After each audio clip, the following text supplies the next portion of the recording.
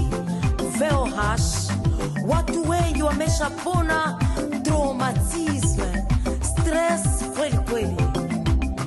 Tunaomba Mungu azidi kukomalisha kazi za VOH, Voice of Humanity.